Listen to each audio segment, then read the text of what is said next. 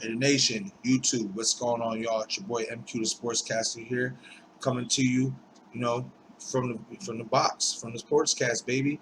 You know what I mean? Doing this thing, I told you, I'll be uploading more content. You know what I mean?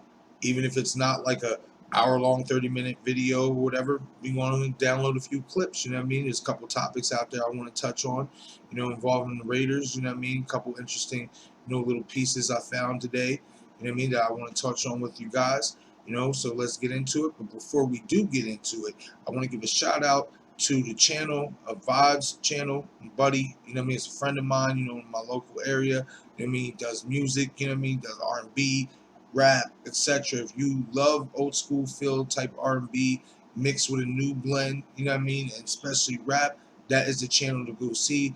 Hit the like button if you like what you see out of that channel, and then hit the subscribe button.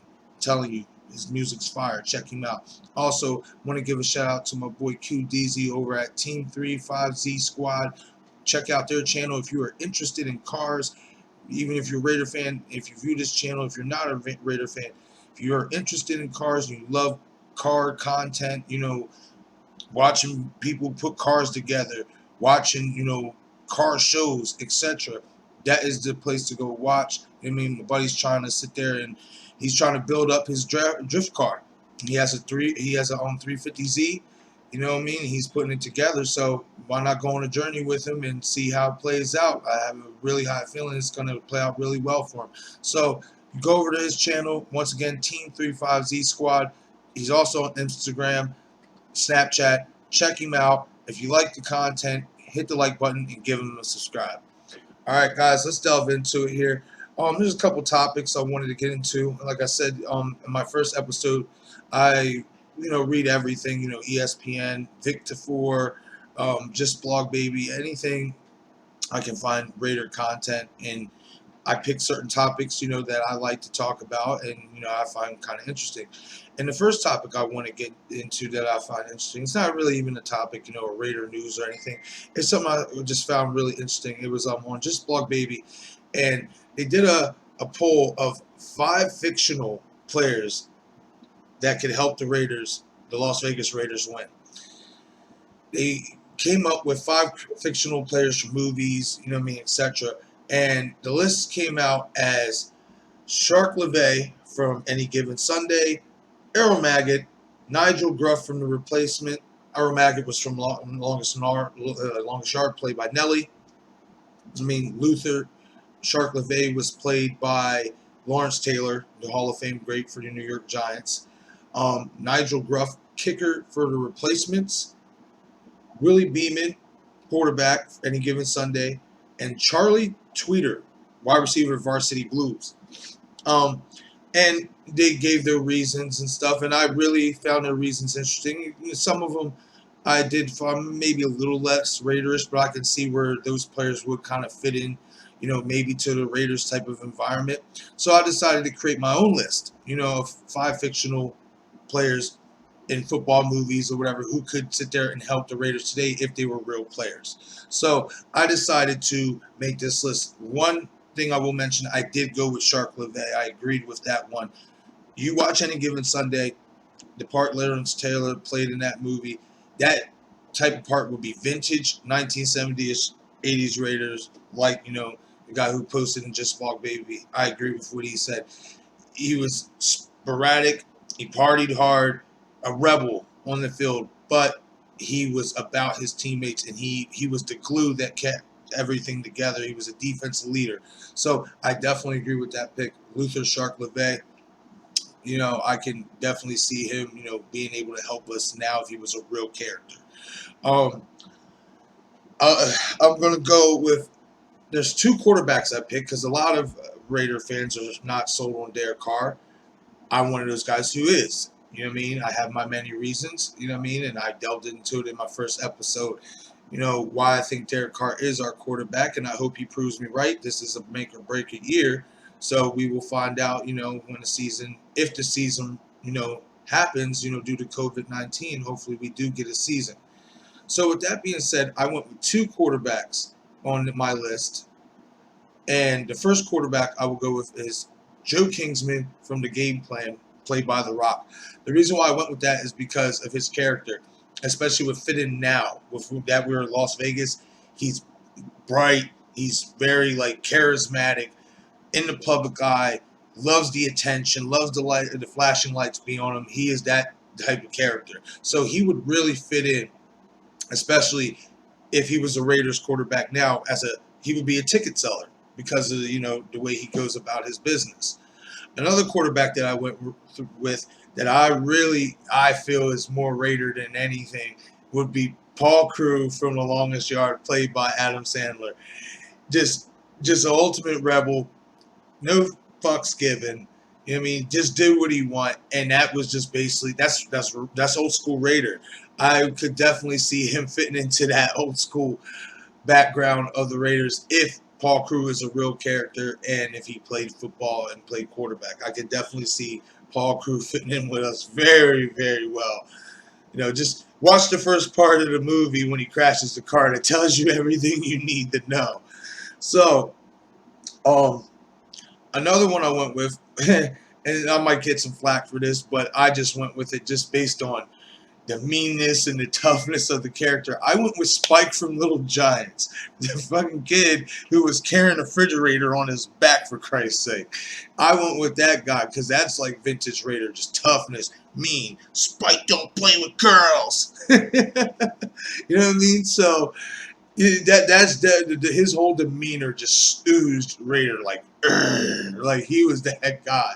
So I had to go with him as a running back, especially in our old school settings. We were very physical, very mean, rugged team. You know what I mean? So Spike would definitely, if he was a real football player and a grown man at that, in Little Giants, obviously he was a teenage boy, but if he was a grown man and he was that same type of person in real life that he was in that movie, he would definitely fit in with us. And last but surely not least, and I think this has to be my favorite pick out of the bunch, and it's again a character played by Adam Sandler. Come on, how can you not go with Bobby Boucher, baby? You know what I mean? Come on. What better way to conjure up every ignorant insult anybody ever said to you, made fun of you, whatever, by just conjuring all up and just being able to just destroy the quarterback, of the opposing team. And his motor, energy, etc., he would be what you would call a Gruden grinder. Bobby Boucher would be what you call a Gruden grinder. So I would definitely see Bobby Boucher playing on the Las Vegas Raiders if he was a real character. So I just thought that was interesting how they did that little poll. I figured I'd make my own one up. Doesn't always have to be the same positions or whatever. You can, switch things up. Like I said, I went with a 2-quarterback system. I went with 1 running back, linebacker, went 2 linebackers. The guy who originally did the post on Just Blog Baby, he chose a kicker, a linebacker, a quarterback, and a wide receiver. So, I just decided to do that myself, see what I came up with, and I think I came up with a pretty good little 5-man roster. I mean, all those guys would fit into past and present Raiders settings. So, also, our next topic is going to be about, and this will be the last topic for tonight because it's just a short clip tonight, but it's content. This is the type of content I will be uploading, just clips, even if it's 5 minutes, 10 minutes, an hour, just anything. Content is content, and that's what I'm trying to do with this page. I'm trying to upload as much content for my Raider Nation as possible. So, with that being said, I read a nice little tidbit, and I understand that Mitchell Renz is out there with the Raider Report, and I love his show. I love what he's doing over there. It's really, really innovative. And so if anybody who watches Mitchell Renz, let him know I gave him a shout out on my show. I subscribed to him earlier. I was finally able to, get on my YouTube and everything, accounts, situated and all that good stuff. So I read a tidbit earlier before I even went to check out Mitch's Raider Report video.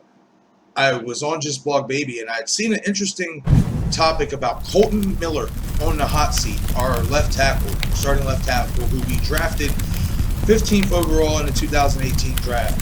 And the article, went on to read, his total statistics, etc., through the first 2 years. And what I want to take note with this is that Colton Miller, when we drafted him, mind you, he was a left tackle coming out of UCLA. We put him his rookie season over the right tackle. And I mean, he could play both, but his strong suit, especially if you watch his college tape, is the left side, is the blind side.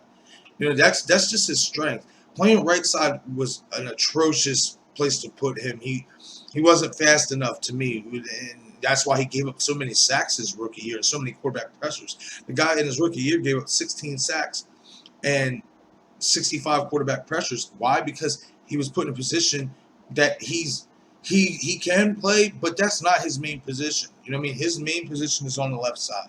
So what happens the second year? Well, we go out. Obviously, we get Trent Brown. You know what I mean? Move Colton over to the left side, and what do you know? His numbers, his sack numbers go down more than half. He only gave up 7 sacks last year.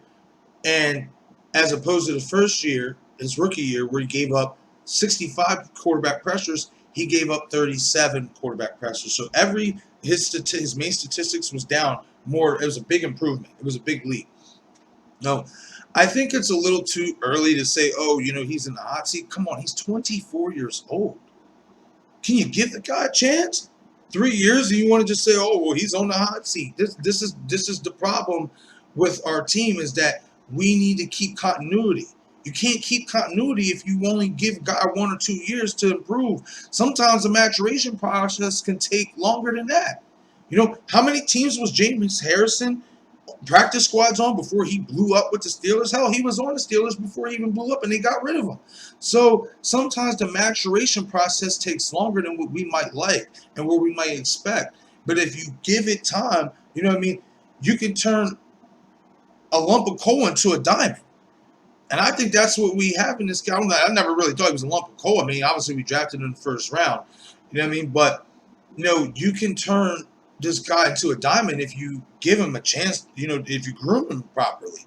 I mean, and I think they are, especially with the Richie Incognito, being here, the veteranship. People can have an opinion on Richie, but just give God credit where credit is due, is that he's made amends for his past, and he seems to be a model citizen and teammate now. So veteran leaders like that, Trent Brown as well, helping him out, helping Colton Miller maturate. It's gonna be big for us. I think Colton Miller is gonna be just fine. I think, the PFF is hitting the panic button on that.